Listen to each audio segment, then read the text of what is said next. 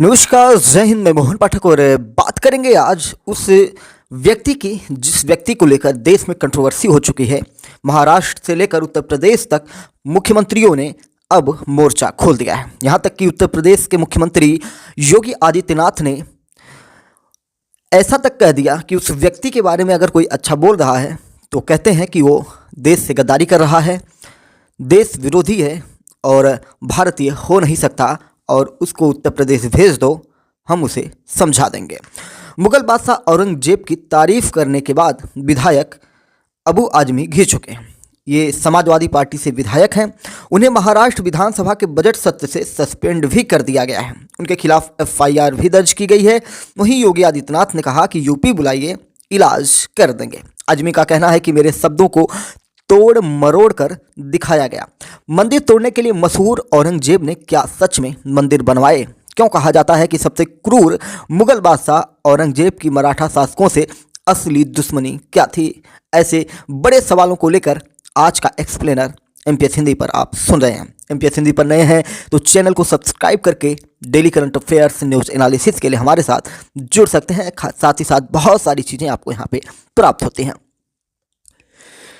3 मार्च को अबू आजमी ने छत्रपति संभाजी महाराज पर बनी फिल्म छावा के बारे में कहा था कि इसमें गलत इतिहास दिखाया जा रहा है। आपको बता दें कि छावा मूवी हमने भी देखी है और छावा मूवी में संभाजी हुए या जो हमारी मराठा संस्कृति थी, उस सभ्यता को बचाने के लिए, उधर के राज्यों को संरक्षित करने के लिए वहाँ के जो राजाओं ने मेहनत की थी। संभाजी महाराज और औरंगजेब के बीच जो बातें हुई थी, क्योंकि मराठा जो थे गोरिल्ला युद्ध लड़ने में माहिर होते थे। खैर, संभाजी महाराज के साथ अत्याचारों का हर वो दायरा क्रॉस किया गया औरंगजेब के द्वारा जो कि आप सह नहीं पाएंगे। औरंगजेब एक ऐसा व्यक्ति था जिसने अपने पिता को कैद में रखा था। जो अपने पिता को कैद में रख सकता है वो कुछ भी कर सकता है। आजमी ने कहा क्या था? अबू आजमी ने कहा था औरंगजेब ने कई मंदिर बनवाए हैं, मैं उसे क्रूर शासक नहीं मानता। छत्रपति संभाजी महाराज और औरंगजेब के बीच धार्मिक नहीं बल्कि सत्ता और संपत्ति के लिए लड़ाई थी। औरंगजेब ने मंदिरों के साथ मस्जिदों को भी नष्ट किया था। अगर वह हिंदुओं के खिलाफ होता तो 34% हिंदू उसके साथ नहीं होते। आजमी को हम ये भी बता दें कि संभाजी महाराज की सेना में आधे तो मुस्लिम ही थे। ऐसा कई जगहों पर सुनने को मिलता है। जब ये बयान सामने आया तो 3 मार्च को ही ठाणे के वागले स्टेट पुलिस स्टेशन में शिवसेना सांसद नरेश गणपत मस्के ने आजमी के खिलाफ एफआईआर दर्ज करवा दी। शिकायत में कहा गया कि आजमी ने औरंगजेब के शासन का महिमा मंडन किया जबकि उसके अत्याचारों को कम आंका। विवाद को बढ़ता देख 4 मार्च को आजमी ने अपने बयान को वापस ले लिया, यानी कि कहिए फिर वापस हुई। उसने कहा कि मेरे शब्दों को तोड़कर मरोड़कर दिखाया गया, लेकिन फिर भी मेरी बात से कोई आहत हुआ है तो मैं अपने शब्द, अपना स्टेटमेंट वापस लेता हूँ। मैंने वही कहा है जो इतिहासकारों और लेखकों ने लिखा है, क्योंकि इनको पता है ना आजमी को कि महाराष्ट्र में है शासन, भारतीय जनता पार्टी की है और वहाँ पे मराठा योद्धाओं को लेकर भगवान की तरह उन्हें पूजा जाता है और उनके खिलाफ औरंगजेब का महिमा मंडन करना, यानी कि मराठा शासकों के खिलाफ आवाज़ उठाना। और फिर आवाज़ उठाने के बाद क्या आप महाराष्ट्र में रह सकते हैं? महाराष्ट्र भाई वीरों की भूमि है। महाराष्ट्र के सरकार से आवाज़ें उठनी शुरू हुई। उप मुख्यमंत्री एकनाथ शिंदे ने कहा कि अबू आजमी ने उस औरंगजेब की तारीफ की जिसने छत्रपति संभाजी महाराज को 40 दिनों तक प्रताड़ित किया। ऐसे व्यक्ति को अच्छा कहना महापाप है। 5वें मुगल बादशाह शाहजहां के 4 बेटे थे, दारा शिकोह, शाह शुजा, औरंगजेब और मुराद बख्श। शाहजहां हमेशा से चाहते थे कि दारा शिकोह ही उनका उत्तराधिकारी बने, क्योंकि उन दारा शिकोह के अंदर उन्हें राज्य या नेतृत्व करने की चीज़ें निकल रही थी। खैर, शाहजहां भी बहुत अच्छा आदमी नहीं था। इतिहासकार अवीक चंदा ने अपनी पुस्तक में लिखा है कि Dara Shikoh the man who would be king, ये पुस्तक है। इसके अंदर लिखा गया है कि शाहजहां को दारा इतने प्रिय थे कि वह उन्हें सैन्य अभियानों पर नहीं भेजते थे। वहीं छोटे बेटे औरंगजेब को 16 साल की उम्र में ही सैन्य अभियान के लिए दक्षिण भारत भेज दिया था, यानी कि दारा शिकोह को वो नहीं भेजते थे कि कहीं युद्ध में किसी प्रकार का नुकसान ना है। 1657 में शाहजहां के बीमार पड़ने के बाद मुगल साम्राज्य में उत्तराधिकार की जंग छिड़ गई। दारा को सबसे बड़ी चुनौती मिली छोटे भाई औरंगजेब से। 30 मई 1658 को दारा सिकोह और औरंगजेब के बीच आगरा से 13 किलोमीटर दूर सामूगढ़ की जंग हुई। इसमें दारा की हार हो जाती है। जीत के बाद औरंगजेब ने आगरा के किले पर कब्जा कर लिया। 8 जून 1658 को अपने पिता शाहजहां को गद्दी से हटाते हुए जेल में डाल दिया। मार्च 1659 में दारा सिकोह और औरंगजेब के बीच फिर जंग हुई। अजमेर के पास हुई देवराई की जंग में दारा को फिर से शिकस्त मिली, जिसे देवराई का जंग कहा जाता है। वहीं जो विदेशी इतिहासकार हैं, फ्रेंच इतिहासकार फ्रांसवा बर्नियर ने अपनी पुस्तक में लिखा है, जिसका नाम है travels in the Mughal empire. इसमें लिखा गया कि औरंगजेब ने अपने भाई दारा को जंजीरों में जकड़कर एक हाथी पर बैठाकर दिल्ली की उन सड़कों पर घुमवाया था जहां उनकी कभी तूती बोलती थी। यानी कि ऐसी ऐसी सड़कों से गुजारा गया जहां दारा सिकोह एक राजा की तरह रहता था। ये दिखाने की कोशिश की गई कि दारा बेटा, अब तुम तो गए, तुम्हारी कोई औकात नहीं है।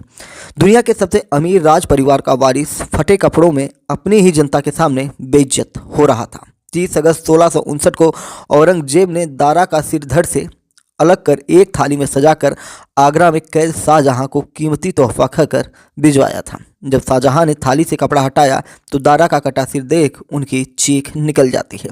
औरंगजेब ने करीब 50 सालों तक दिल्ली की गद्दी पर राज किया। वो सबसे लंबे समय तक शासन करने वाला मुगल बादशाह बना। क्यों नहीं बनेगा? क्योंकि जो अपने पिता को, अपने भाई को मौत के घाट उतारते, तो भाई और किसी के साथ वो किस प्रकार का अत्याचार करेगा, इसका अंदाज़ा आप लगा नहीं सकते। आप सोच भी नहीं सकते कि संभाजी महाराज के साथ क्या क्या किया गया होगा।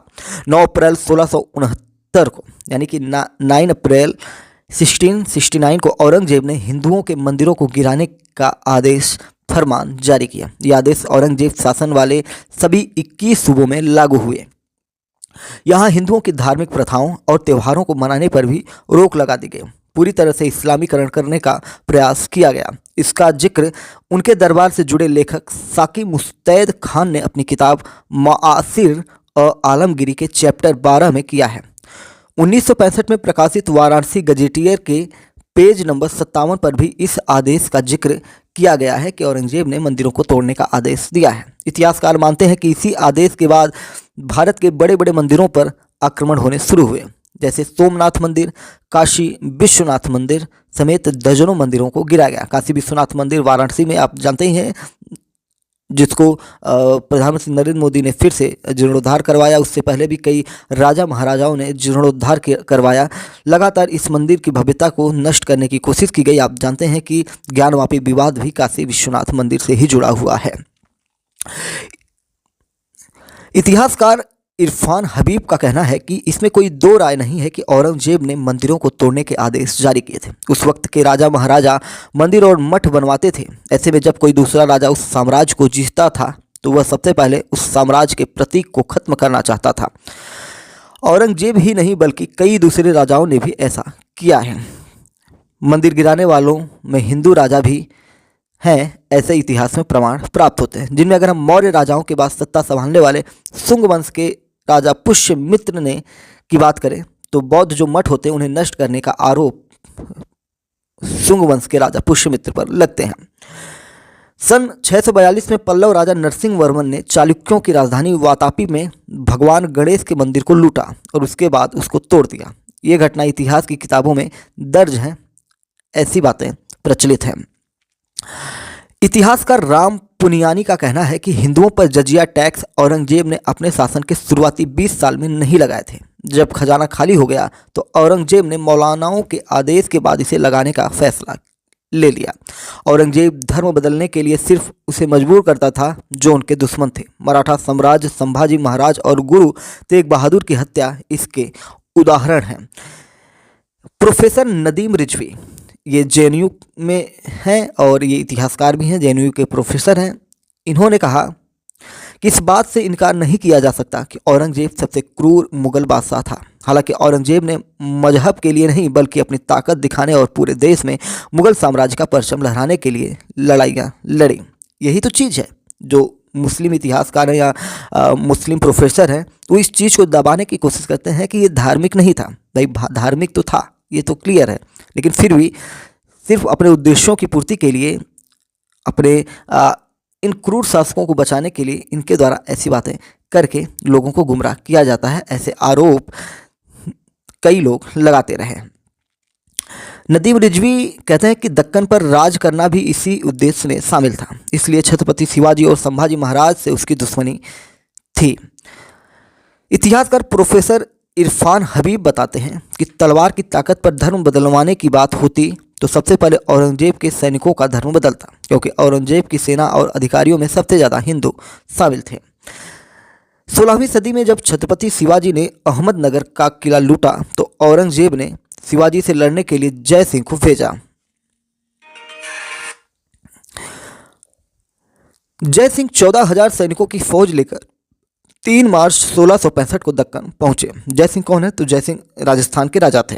पुरंदर के किले और उस्मानाबाद जैसी कई जगहों पर शिवाजी और जय सिंह की सेनाओं में लड़ाई हुई। इनमें शिवाजी को समझौता करना पड़ा। इसके तहत उन्हें पुरंदर सहित अपने जीते हुए 25 में से 23 किले मुगलों को देने पड़े और साथ ही यह वादा करना पड़ा कि उनके बेटे संभाजी मुगलों की सेना में सेवा देंगे।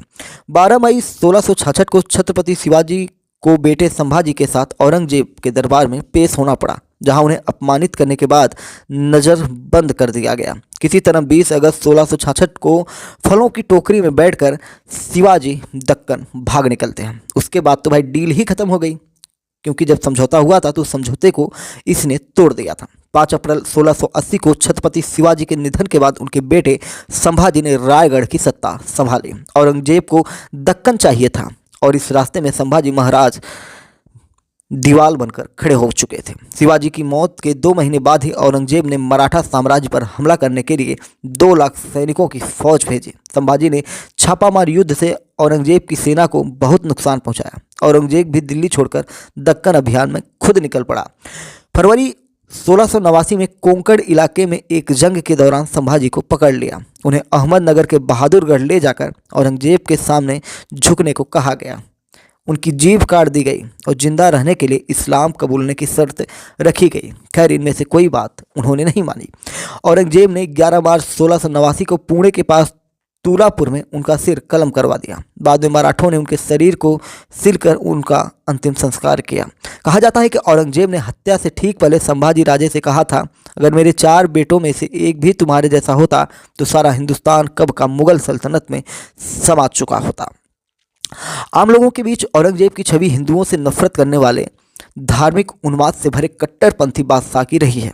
अमेरिकी इतिहासकार आर्डी ट्रस्चके अपनी किताब Aurangzeb the man and the myth में लिखती हैं कि औरंगजेब ने 15 करोड़ लोगों पर करीब 49 साल तक राज किया। औरंगजेब के शासन के दौरान मुगल साम्राज्य इतना फैला कि पहली बार उन्होंने करीब करीब पूरे उपमहाद्वीप को अपने साम्राज्य का हिस्सा बना लिया था। इतिहासकार प्रदीप केसरवानी का कहना है कि औरंगजेब ने मंदिर सिर्फ तोड़े नहीं बल्कि बनवाए भी हैं। उसके बनाए गए मंदिरों में बालाजी मंदिर चित्रकूट, उमानंद मंदिर गुवाहाटी शामिल है, ऐसा प्रदीप केसरवानी का कहना है। इसी तरह कई मंदिरों जैसे महाकालेश्वर और सोमेश्वर मंदिर को उसने दान दिए थे। प्रदीप कहते हैं कि औरंगजेब और दूसरे मुगल शासकों ने हिंदू और मुस्लिमों के बीच भाईचारा बढ़ाने की कोशिश की। हालांकि इरफान हबीब का कहना है कि औरंगजेब कभी नहीं बदला। औरंगजेब को लगता था कि उसे खुदा ने चुना है, इसी वजह से वह अंत तक खुदा के प्रति हमेशा वफादार रहा। उसने अपने शासन के दौरान ही हिंदुओं के मंदिर तोड़े और बनवाए भी थे, इसलिए यह कहना कि बाद के दिनों में वह बदल गया सही नहीं है, कभी नहीं बदला था। इतिहासकार इरफान हबीब ये भी कहते हैं कि औरंगजेब ने पावर के लिए अपने पिता को बंदी बनाया था और भाई की हत्या कर दी थी। उन्होंने हिंदुओं से नफरत की वजह से नहीं बल्कि अपनी ताकत दिखाने के लिए मंदिरों को तोड़ा। उस समय हर राजा अपने साम्राज्य में मंदिर स्थापित कराते थे, ऐसे में दूसरा राजा इन मंदिरों को गिराकर अपनी ताकत का एहसास कराते थे। यहीं राम पुनियानी इतिहासकार का एक इंटरव्यू था जिसमें उन्होंने कहा था कि औरंगजेब को हिंदू विरोधी माने जाने की 2 बड़ी वजहें हैं। वह इस्लाम धर्म को मानने वालों का कट्टर सुन्नी था और मौलानाओं के प्रभाव में फैसला लेता था, यानी कि जो भी फैसले वो लेता था, जैसे जजिया कर लगाना हो या किसी हिंदू शासक पर हमला करना हो, उसमें मौलानाओं के ही आदेशों का पालन वो करता था। इसलिए वो इस्लामिक जो रूल्स हैं यानी कि धर्म के हिसाब से लड़ाइयाँ लड़ता था, यानी कि हिंदू धर्म को नष्ट करना और इस्लाम धर्म को फैलाना। काशी विश्वनाथ मंदिर तुड़वाने का आदेश, हिंदुओं पर जजिया टैक्स, सिख गुरु तेग बहादुर की हत्या को लेकर भारतीय लोगों की नज़र में औरंगजेब सबसे क्रूर और कट्टर मुगल शासक के तौर पर चर्चा में बना रहा। उत्तर प्रदेश के मुख्यमंत्री योगी आदित्यनाथ इतने भड़के हुए थे आजमी के बयानों से, उन्होंने डायरेक्ट बोला कि भैया इसको यूपी भेजो, हम इसका इलाज कर देंगे। तो ये सारी चीज़ें जो हैं बड़ी ऐतिहासिक चीज़ें हैं और उन लोगों को तो इस पर खासा बचना चाहिए जो लोग हिंदू सनातन परंपरा का बिल्कुल भी एक पैसे की इज्जत नहीं करते हैं। जैसे वो आजमी हुई या समाजवादी पार्टी की ही बात करें तो उसमें ज़्यादातर नेता ऐसे हैं, उनके मुखिया ही ऐसे, जैसे महाकुंभ पर आपने देखा होगा कि अखिलेश यादव लगातार कटाक्ष करते रहे। ठीक है, विपक्ष में आप बैठे लेकिन आपका एक दायरा होना चाहिए। आप विपक्ष में बैठकर सत्ता पक्ष पे आरोप लगाते लगाते हिंदू सनातन परंपरा पर ही उंगलियां खड़ी कर देते हैं। जैसे आपका कहना कि 144 साल बाद कोई संयोग नहीं है, भाई 12 का स्क्वायर करिए, 144 साल बाद, जैसे महाकुंभ 12 का स्क्वायर आप करेंगे तो 144 हो जाता है। ठीक है, तो किस प्रकार से आप बातें करते हैं जिससे लोगों के जो सेंटिमेंट हैं वो आहत होते हैं और उसके बाद आपको नुकसान झेलना पड़ता है। आप लगातार राज्य के चुनाव हो या देश में कोई बड़ा चुनाव हो या उपचुनाव हो, जो खाली सीटें होती हैं उन सब में आपको लगातार हार मिल रही है, तो आपको मंथन करना चाहिए कि आप क्या सिर्फ मुस्लिमों के वोट लेना चाहते हैं या हिंदुओं के भी वोट लेना चाहते हैं या सभी का लेना चाहते हैं। तो आपको उस हिसाब से मिलजुल कर रहना चाहिए। खैर, सबकी अपनी पॉलिटिकल पॉलिसी होती है, उस पॉलिसी के हिसाब से लोग काम करते हैं। भारतीय जनता पार्टी की हिंदुइज्म की पॉलिटिक्स है, कांग्रेस की इस्लामिक पॉलिटिक्स है और सबको मिक्स करके चलती है। बहुत लोगों की जातीय पॉलिटिक्स होती है, क्षेत्रीय पॉलिटिक्स होती है, तो उस हिसाब से लोग चलते हैं। तो देखने वाली बात होगी कि कोई कार्रवाई की जाती है या सिर्फ बस हवा में बातें हो जाएंगी। वैसे योगी आदित्यनाथ ने जब बड़ी बातें बोली हैं तो हमको नहीं लगता है कि आजमी के ऊपर समाजवादी पार्टी कोई कार्रवाई करेगी, क्योंकि कार्रवाई करते ही मुस्लिम विरोधी छवि अखिलेश यादव जी की बन जाएगी। तो इसलिए हमको तो नहीं लगता है कोई कार्रवाई होगी। हालांकि बीजेपी इस बात को भुनाने में ज़रूर रहेगी कि मराठा जो शासक हैं उनका अपमान समाजवादी पार्टी के नेताओं द्वारा लगातार किए जा रहे हैं और उन पर कोई किसी भी प्रकार की चीज़ें या एक्शन उनके जो पार्टी है उसके द्वारा नहीं लिया जा रहा है। तो इसका दूरगामी परिणाम देखने को मिलेगा जब चुनाव हारते हुए ये लगातार नजर आएंगे। ठीक है, तो चलिए फिर मिलते हैं एक बड़ी अपडेट के साथ। चैनल पर नए हैं तो MPS हिंदी को सब्सक्राइब करके daily current affairs, news analysis को के लिए हमारे साथ जुड़ सकते हैं। अपने विचारों को भी कमेंट बॉक्स में बता सकते हैं। जय नमस्कार, भारत माता की जय।